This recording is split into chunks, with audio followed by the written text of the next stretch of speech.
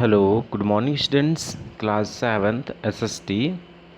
As you know very well, in SST we have completed chapter number 3rd in history, and the exercise and question answer are remaining, but we will discuss after some time. So today we will discuss about chapter number 4 in history, the Mughal Empire. Mughal empire के बारे में study करेंगे. तो first of all we have to understand about the objectives of this chapter. So it means let's us learn about इस chapter में हम क्या सीखेंगे. तो राइज ऑफ द मुगल्स, किस तरीके से मुग़लों का उदय हुआ, मुग़ल शासन किस तरीके से विकसित उदय होकर के हमारे देश में आया. And the rise Mughal administration, और जो मुग़ल एडमिनिस्ट्रेशन है इट मीन्स मुग़ल प्रशासन तंत्र के बारे में स्टडी करेंगे. एंड अगेरियन रिलेशंस इट मीन्स कृषि से संबंधित कुछ चीज़ें हम मुग़ल एम्पायर के समय की स्टडी करेंगे इसमें. सो गियर अप में है तो look at the pictures given below and answer these question. So gear up it means it is related your previous knowledge. तो you have to recognize the pictures and identify the given personality. इस pictures को पहचानना है और इसके बाद में उसको आइडेंटिफाई करके इसमें लिखना है. एंड सेकंड क्वेश्चन है इसमें right any two famous work done by him, और दो ऐसे प्रसिद्ध काम लिखना है जो इस पर्सनालिटी के द्वारा किए गए हैं. So it is your as a homework, और we can say that it's your previous knowledge. आपको पहले से इसके बारे में पता होना चाहिए. तो ये आपको गियर अप खुद ही करना है.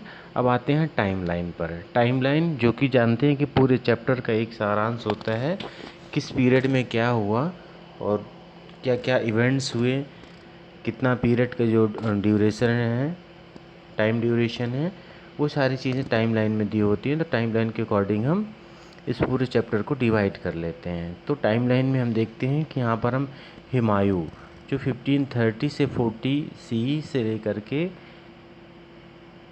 1555 से 56 सी, इट मीन्स इस बीच में हुमायूं का शासन रहा. उसमें क्या हुआ, Humayun succeeded Babar 1530.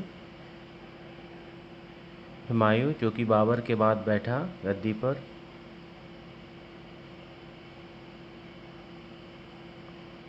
Battle of Chausa 1539, battle of Kannauj 1540 ईस्वी में हुआ.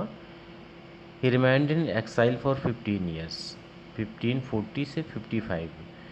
ही remained in exile. Exile it means वो 15 ईयर्स तक के लिए एक एक्साइल इट मीन्स प्रभाव से रहित हो जाना होता है. इट मीन्स वनवास जैसे कहते हो जाना एक्साइल. तो जो 15 ईयर्स का उसको एक्साइल रहा है. फिर ही रिकैप्चर्ड दिल्ली, दोबारा से उसने दिल्ली को प्राप्त किया 1555 में. एंड हुमायूं डाइड 1506 में और उसकी डेथ हो गई. ये इसके पहले था बाबर का दिया गया था. इसमें 1483 में बाबर आता है. इट मीन्स पहले बाबर को स्टडी करेंगे, इसके बाद हुमायूं की स्टडी करेंगे. बाबर 1526 से 30 सी के बीच में founded the Mughal empire. Mughal empire की वो स्थापना करता है after defeating Ibrahim Lodi in the first battle of Panipat. Panipat का जो पहला बैटल हुआ था 1526 में, इसके पहले वाले चैप्टर में हमने डिस्कस किया था. फिर इसके बाद बैटल ऑफ खानवा होता है 1527 में. फिर Babur defeated Afghan in the north east of the Ghaghra 1529. इसके बाद फिर हुमायूं आता है. हुमायूं जो 1556 तक रहता है.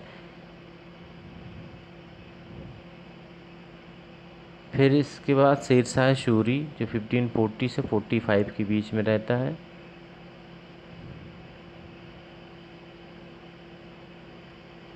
वो बैटल ऑफ चौसा जिसने 1539 में चौसा का युद्ध जीता. बैटल ऑफ कन्नौज 1540 में जीता. एंड असेंडेड द थ्रोन 1540 में गद्दी पर बैठा. And died in the exploration in Kalinjar fort 1545. इसके हुमायूं के बाद में फिर जो आता है वो अकबर है। अकबर जो हुमायूं के बाद 1556 के बाद 1556 में ही अकबर वॉज क्राउन एम्परर बना Akbar. Second battle of Panipat 1556 में फिर से हुआ second battle. And Akbar married Jodhabai 1562 में। Abolished pilgrim tax 1562 and abolished jizya 1564 and Akbar introduced mansabdari system 1574 and Akbar divided the empire 1580 C में और एस्टेब्लिश्ड दीन इलाही जो धर्म उसने चलाया था 1581 में। अकबर डाइड इन 1605 और 1605 में अकबर की डेथ हो जाती है।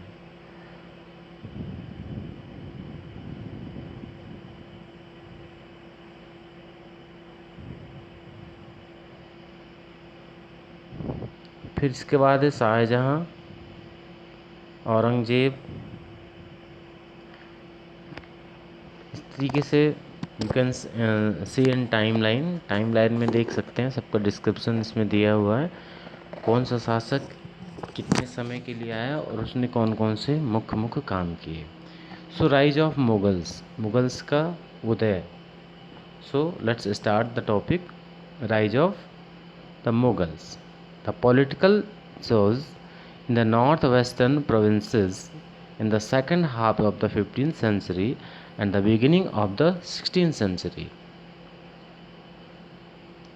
had weakened the Delhi Sultanate। ये पिछले चैप्टर में भी हम स्टडी कर चुके हैं कि 15th सेंचुरी के लास्ट में and the beginning of the 16th century और 16th सेंचुरी के स्टार्टिंग में जो दिल्ली सुल्तानेट थी उनकी पावर कमज़ोर हो चुकी थी।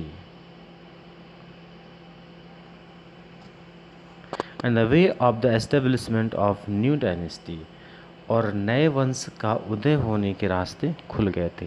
जैसे कि हमने पहले चैप्टर में पढ़ा था कि जब एक वंश ख़त्म होता है, कोई ना कोई वीकनेस उसकी हो जाती है, तभी दूसरा नया वंश आता है, और जब तक वो वंश स्ट्रांग रहता है तब तक दूसरा नया वंश नहीं आ पाता है। तो अब इस तरीके से मुग़ल सुल्तानेट का जो वंश था वो अब ख़त्म होने वाला था, क्योंकि वो सब शासक कमज़ोर पड़ चुके थे और नया वंश निकल कर के आता है द मुग़ल डायनेस्टी। और जो नया वंश था वो मुग़ल डायनेस्टी, मुग़ल शासन था, मुग़ल वंश था। The Lodhi dynasty was the last among the dynasties in the sultanate period. और जो लोधी वंश था वो सुल्तानेट पीरियड का सबसे लास्ट वंश माना जाता है। The first 6 Mughals were called the early Mughals.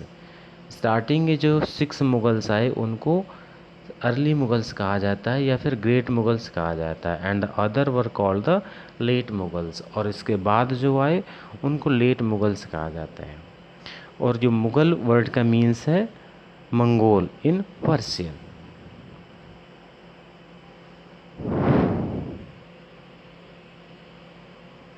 सो बाबर 1526 से 30 CE के बीच में जिसने शासन किया, we will discuss about Babur in our next video.